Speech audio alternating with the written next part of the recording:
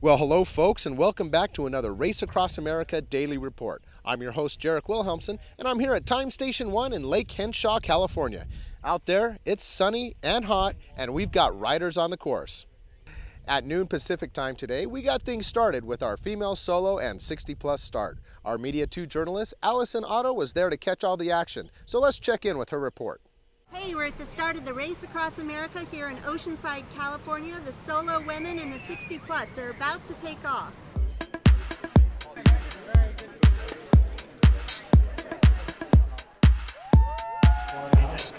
I'm very nervous right now, but I'm anxious to get started. Trained a lot for this, and I'm ready to get it on the road. I'm trying to raise money for MS also, so anybody can go on my website, daverides.com.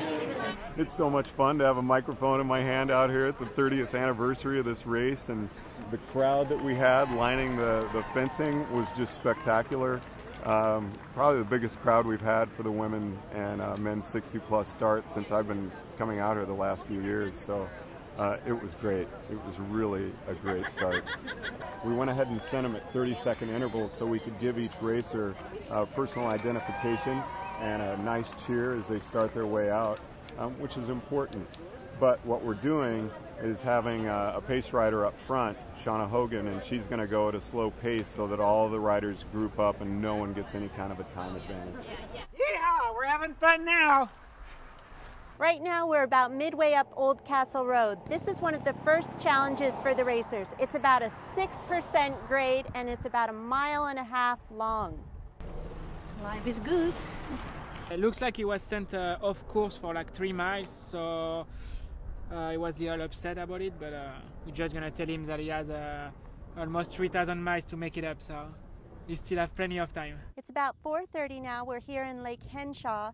Riders have been coming through. We're about 57 miles from the start, and the temperatures are cooling off. We've got a nice little breeze going.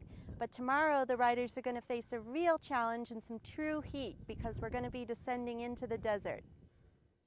Thanks a lot, Allison. Well, as many of you know, it's the 30th anniversary of the Race Across America, and we have several of our original racers at the starting line this year. Our video journalist, Ryan Van Duzer, has been seeking them out and getting some great interviews. So let's see who he caught up with today. Take it away, Ryan. Hello, and welcome to June gloom season here in Southern California. As you can see, it's kind of cloudy, the ocean's still beautiful, but today at RAAM I wandered around the parking lot as the teams were checking in, and I chatted with a lot of the riders as they are getting ready for their big race across the country. 3,000 miles of fun.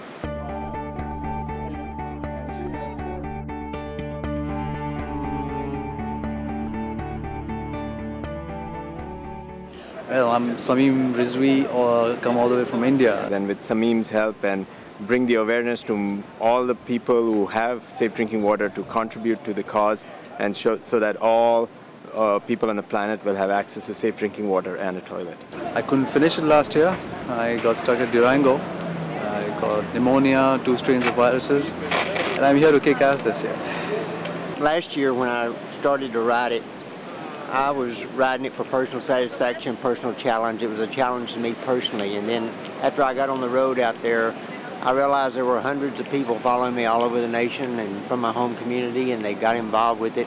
And since then, it's grown even more, and now I'm riding it not just for my own personal satisfaction, but for other people as well. Finishing it would be the greatest achievement of my life.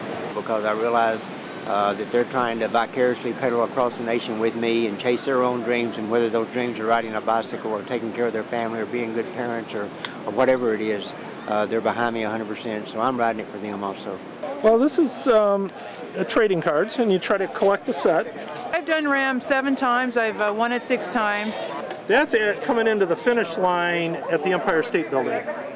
Just about ready to cross the finish line. What I'm doing here today is I'm leading out the women's race. We're going to go out on the bike path and talk and chat on that first 8 miles, and then after the 8 miles, they're on their own, and they're going to be racing after that. That's Jim Lampley, Diana Nyad, Wide World of Sports, me, Howard, Shermer, Marino, and how we lined up is how we finished. I've got the women's transcontinental record.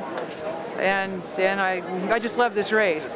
RAAM, it's analogous to life. you reach the highest highs and the lowest lows during RAAM in that 10, 11 day spread. It's really amazing the emotions that you go through. 3, 2, 1, go! There you have 2 minutes. Hey, thanks a lot, Ryan. Now, from the very get-go, our RAAM racers are given a taste of what to expect up the course. With some extreme uphills and intense heat, it's no easy trek to Time Station 1 in Lake Henshaw. Our Media One journalist, Andrew Otto, gives us his report on the first few miles of the race. Andrew? Hey everybody, I'm on the glass elevator, which has a famous 8-mile descent onto the valley floor where Borrego Springs is. Today, female solo competitors and competitors over 60 years old left Oceanside and the cooler temperatures behind for temperatures in the 90s. Let's take a look. Cleated feet stepped into pedals Tuesday and began pushing competitors east of the Pacific coast. Cool Oceanside air quickly changed to highs in the 90s on the way to Lake Henshaw. Beautiful day for a ride. Yes, I'm so used to the humidity in Vermont. This is nice. Oh, that's up ahead.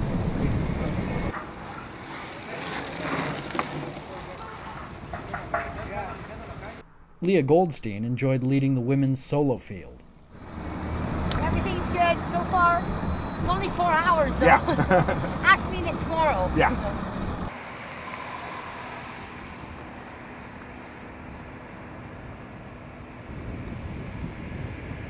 Goldstein's descent of the glass staircase looked as smooth as the rest of her day. Janet Christensen, though, was having a rougher ride. I can't go real fast because I'm having some wicked cramp problems. This muscle's just cramping so tight I'm worried it's going to tear. So I just kind of have to go a little bit easy here so I don't do some damage.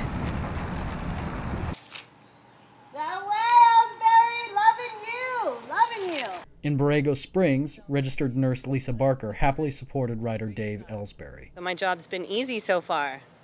Do you anticipate any challenges in your job in the next couple of days? I anticipate possibly needing to give him some IV fluids that he didn't have in previous races to help him finish stronger. But this is my first race, so I really don't know what to expect. Up ahead, Leah Goldstein raced past Borrego Springs, managing her own expectations for setting a RAAM women's solo record. Hey, thanks a lot, Andrew. Now, don't forget, this year we have some live streaming video. Rochelle Lucas, our live streaming video coordinator in RAAM SVU, is going to give us the lowdown on what you can expect from our live streaming unit. Rochelle, take it away. Hey RAAM fans, we had a great start today with the women's solo and the men's 60+ start. Want to make sure you tune in again tomorrow at noon Pacific time as we go back down to Oceanside for the men's solo start, and then we'll be following them along to the next time station. So make sure you tune in tomorrow at noon Pacific time. So there you go, folks. So once again, we have riders out on the course. Now, keep checking in because starting tomorrow, Wednesday, June 15th at noon Pacific Standard Time, we're going to have our male solo and raw start. So check in to see how that goes. And until then, we'll see you out there.